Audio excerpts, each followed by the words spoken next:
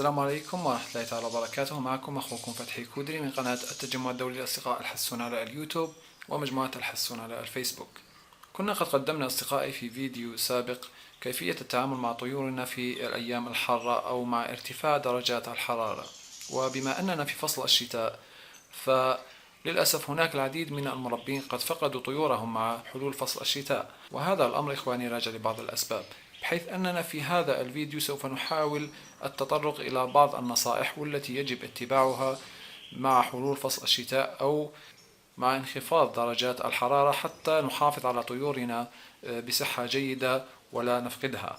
فكما نعلم أصدقائي مع دخول فصل الشتاء تنخفض درجات الحرارة، مما يؤدي هذا الأمر إلى هبوط حرارة جسم الطائر، وهذا الأمر ينعكس على مناعة الطائر.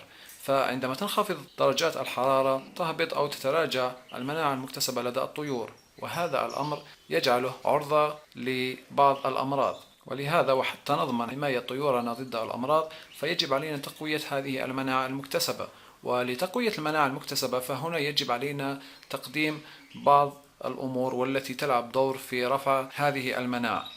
وكمثال على ذلك يمكننا تقديم أصدقائي الثوم في المشربية.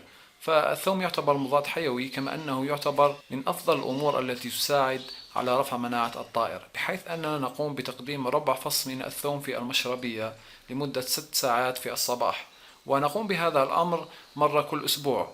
أيضا يمكننا تقديم خل التفاح. خل التفاح بمقدار 3 قطرات للطيور الغير معتادة على خل التفاح، وبالنسبة للطيور المعتادة على خل التفاح فيمكننا تقديم من 4 إلى 5 قطرات في المشربية مرة في الأسبوع. وخل التفاح يلعب دور كبير في رفع مناعة الطائر، أيضا في معالجة بعض الطيور المصابة بالرشح أو نزلات البرد.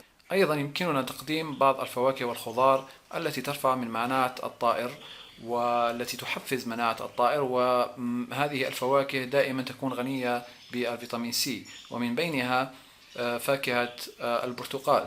فالبرتقال يعتبر من أفضل الفواكه التي نقدمها لطيورنا في فصل الشتاء، بحيث أنها تعمل على رفع مناعة الطيور، وهذا لغناها بفيتامين سي. وكنا قد شرحنا في فيديو سابق بالتفصيل فوائد البرتقال للطيور خاصة في فصل الشتاء، ولمتابعة الفيديو فهو موجود في الشرح أسفل هذا الفيديو. أيضا يمكننا تقديم البروكلي للطيور، فالبروكلي هو غني جدا بفيتامين سي، وهذا الأمر يعمل على رفع مناعة الطائر ورفع درجة حرارة الطائر في فصل الشتاء.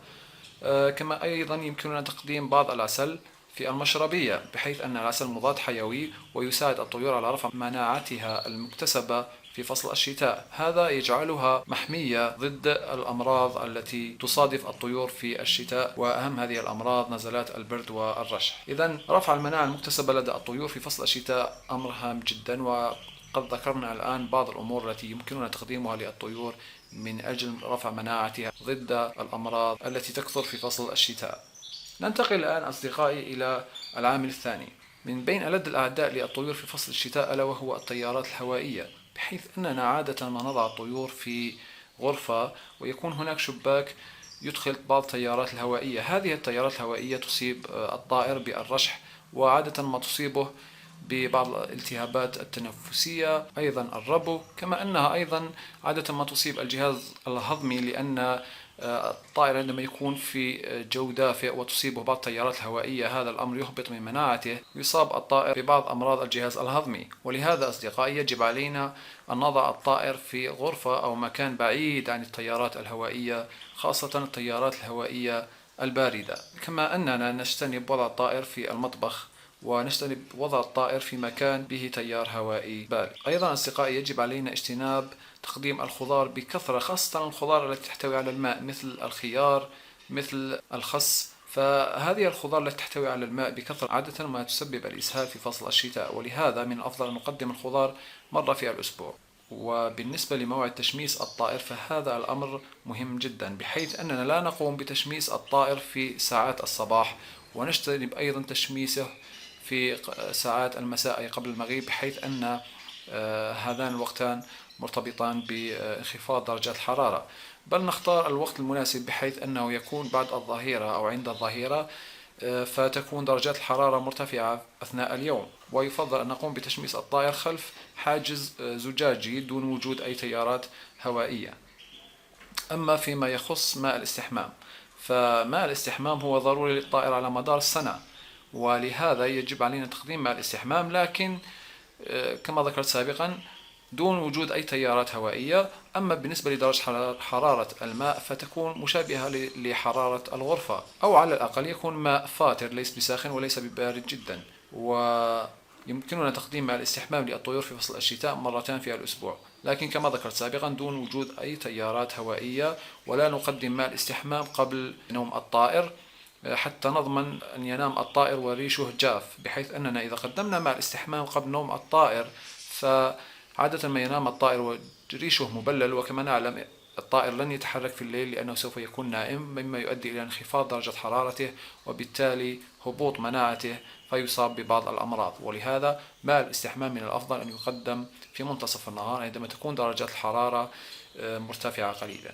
بالنسبة للأشخاص الذين يربون طيورهم في سلاكات خارج المنازل، وتكون هذه السلاكات معرضة للهواء مباشرة وتكون في الخارج مباشرة دون وجود أي تدفئة، فهنا ينصح بإضافة بعض البذور الزيتية مثل بذور القنبز، بحيث أنها تساعد على رفع درجة حرارة أجسام الطيور. أيضا بالنسبة للأشخاص الذين يربون طيورهم في أقفاص وهي موجودة مثلا في شباك المنزل أو البلكون، فمن الأفضل أن نقوم بتغطية جوانب القفص وجزء قليل من القفص بنايلون حتى نحمي الطيور من التيارات الهوائية ونضمن بعض الدفء داخل القفص. أيضا بالنسبة للسلاكات موجودة في الخارج، فمن الأفضل أن نقوم بوضع نايلون نغلف به جزء كبير من السلاكة حتى نضمن وجود الدفء وعدم تسلل التيارات الهوائية الباردة إلى داخل القفص. أما فيما يخص أصدقائي درجة حرارة الغرفة، فمن الأفضل أن تتراوح ما بين 18 إلى غاية 24 درجة، بحيث أننا يمكننا توفير مدفأة، وهذه المدفأة يجب أن لا تنبعث منها بعض الغازات السامة، بحيث أننا نوفر تدفئة تكون آمنة على الطائر وتوفر حرارة ما بين 18 إلى غاية 24 درجة، يعني أقل شيء 18 درجة، أكثر شيء 24 درجة. هذه الحرارة سوف تكون مناسبة للطيور في فصل الشتاء. أما فيما يخص الرطوبة فمن الأفضل أن تتراوح من 45 إلى غاية 60 65 إلى غاية 70%. ولتوفير هذا الأمر يمكننا فقط وضع وعاء به ماء بجانب المدفأة الموجودة في غرفة الطيور كما تشاهدون أمامكم الآن. وإلى هنا أصدقائي نكون قد قدمنا بعض النصائح التي من خلالها يمكن أن نحمي طيورنا، لكن كما ذكرت سابقا أهم شيء يجب أن نركز عليه في فصل الشتاء لدى الطيور ألا وهو رفع المناعة المكتسبة لدى الطيور من خلال تقديم البرامج الغذائية المناسبة، والتي تكون من خلال تقديم الثوم، خل التفاح، البرتقال، الفواكه الغنية والخضار الغنية بفيتامين سي، أوراق اللفت مثلا، أيضا القليل من العسل مع البيض يكون مفيد، أيضا تقديم بعض البذور الدهنية والتي تلعب دور كبير في رفع حرارة أجسام الطيور. إذا كان هذا موضوعنا أصدقائي لهذا اليوم. يمكنكم متابعة الفيديو السابق والذي يخص طفرة الإيزابيل لدى الحسون، بحيث أننا قمنا بتعريف الطفرة بصفة عامة وتطرقنا إلى أصل طفرة الإيزابيل كيف ظهرت، ثم انتقلنا إلى نتائج تزاوج طفرة الإيزابيل مع طفرات الحسون الأخرى. إلى هنا أصدقائي نصل إلى نهاية هذا الفيديو. إن كان لديكم أي استفسار فلا تترددوا بطرحه أسفل هذا الفيديو أو أي فيديو على قناتنا. نراكم بإذن الله تعالى في موضوع فيديو آخر. يسعدنا تسجيل اشتراككم على قناتنا. السلام عليكم ورحمة الله تعالى وبركاته.